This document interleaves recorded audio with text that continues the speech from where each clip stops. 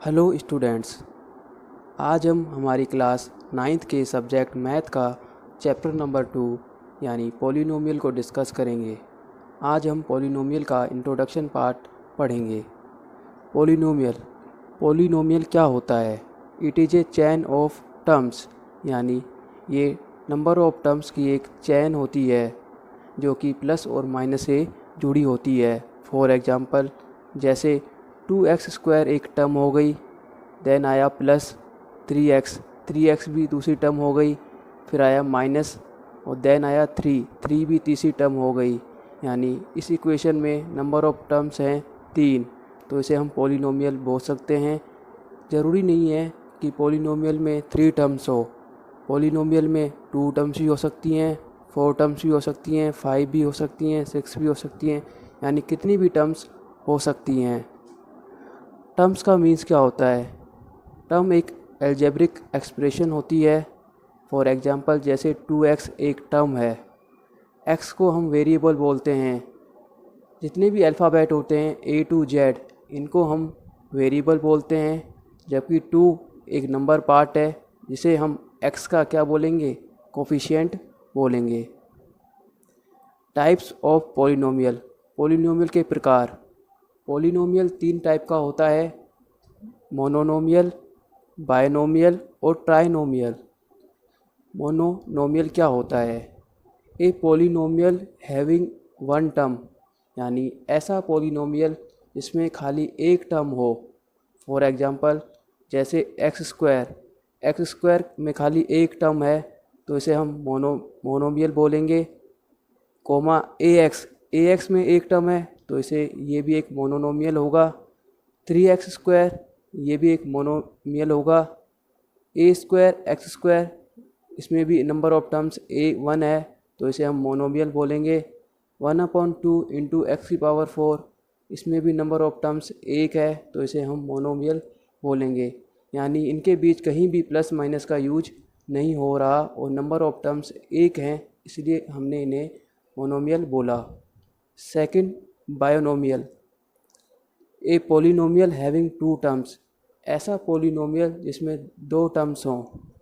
For example, जैसे ax एक term हो गई प्लस b सेकंड टर्म हो गई, यानी नंबर ऑफ टर्म्स हो गई 2, तो इसे हमने बोला बायनोमियल। सेकंड है 5x² प्लस 3x, इसमें भी नंबर ऑफ टर्म्स कितनी हो गई? 2 हो गई। एक तो हो गई 5x² और एक हो गई 3x। थर्ड 2x प्लस 5, इसमें भी नंबर ऑफ टर्म्स 2 हो गई, इसलिए हमने इसे क्या बोला? बायनोमियल। थर्ड होता है trinomial. A polynomial having 3 terms, ऐसा पॉलिनोमियल जिसमें 3 टर्म्स हो। फॉर एग्जांपल, जैसे 3x² माइनस 2x प्लस 5, इस इक्वेशन में नंबर ऑफ टर्म्स 3 हैं। फर्स्ट टर्म है 3x², सेकंड टर्म है 2x और थर्ड टर्म है 5, तो इसलिए हम क्या बोलेंगे? इसको ट्राइनोमियल। तो हमने पढ़ा कि पॉलिनोमियल क्या होता है and types of polynomial. Next है डिग्री। डिग्री की डेफिनेशन होती है the highest power of polynomial, यानी पॉलिनोमियल की हाईएस्ट पावर को हम डिग्री बोलते हैं। फॉर एग्जांपल, जैसे 4x माइनस 3x² प्लस 5, ये एक पॉलिनोमियल है। इसमें x की पावर यहाँ तो 1 है और यहाँ x की पावर 2 है, तो हाईएस्ट पावर हो जाएगी 2, तो इसी को हम डिग्री बोलेंगे। अगर हमारे पास क्वेश्चन आता है कि इस इक्वेशन की डिग्री क्या होगी, तो हम बोलेंगे 2, क्योंकि इस इक्वेशन की हाईएस्ट पावर 2 है, तो इसकी डिग्री भी क्या होगी? 2 होगी। Basis of degree. Polynomial 3 type के होते हैं। पहला होता है लीनियर पॉलिनोमियल, सेकंड होता है क्वाड्रेटिक पॉलिनोमियल और थर्ड होता है क्यूबिक पॉलिनोमियल। लीनियर पॉलिनोमियल वह पॉलिनोमियल होता है जिसमें डिग्री क्या होती है? 1 होती है। यानी ऐसी इक्वेशन जिसमें हाईएस्ट पावर 1 हो, उसे हम क्या बोलते हैं? लीनियर पॉलिनोमियल बोलते हैं। फॉर एग्जांपल जैसे 1 प्लस एक्स, इस इक्वेशन में x की हाईएस्ट पावर क्या है, 1 है, इसलिए हमने इसे क्या बोला, लीनियर पॉलिनोमियल बोला। क्वाड्रेटिक पॉलिनोमियल वह होता है जिसमें हाईएस्ट डिग्री कितनी हो, 2 हो, यानी इक्वेशन में हाईएस्ट डिग्री 2 हो। फॉर एग्जांपल जैसे x² प्लस एक्स, इस इक्वेशन में x की हाईएस्ट पावर क्या है, 2 है, इसलिए इसे हमने क्या बोला, क्वाड्रेटिक पॉलिनोमियल। थर्ड होता है क्यूबिक पॉलिनोमियल। क्यूबिक पॉलिनोमियल वह पॉलिनोमियल होता है जिसमें हाईएस्ट डिग्री 3 होती है। फॉर एग्जांपल जैसे ये एक पॉलिनोमियल है x माइनस एक्स क्यूब, इसमें x की हाईएस्ट पावर है 3, इसलिए हमने इसे क्या बोला, क्यूबिक पॉलिनोमियल बोला। यानी डिग्री किसी भी पॉलिनोमियल की हाईएस्ट पावर होती है। यदि हाईएस्ट डिग्री 1 है तो उसे हम लीनियर पॉलिनोमियल बोलते हैं।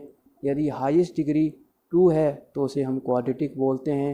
यदि हाईएस्ट डिग्री 3 है तो उसे हम क्यूबिक पॉलिनोमियल बोलते हैं। नेक्स्ट आता है कोफिशिएंट्स। कोफिशिएंट क्या होता है, इसे हम एक एग्जांपल के थ्रू समझते हैं। मान लीजिए हमें एक इक्वेशन या पॉलिनोमियल दिया हुआ है 5x³ plus 4x² minus 4x। हमसे पूछा कि कोफिशिएंट ऑफ x³ क्या होगा, यानी x³ का कोफिशिएंट क्या होगा। x³ के मल्टीप्लाई में जो होता है वही इसका कोफिशिएंट होगा। यहाँ पर x³ के मल्टीप्लाई में है 5, तो कोफिशिएंट ऑफ x³ होगा 5।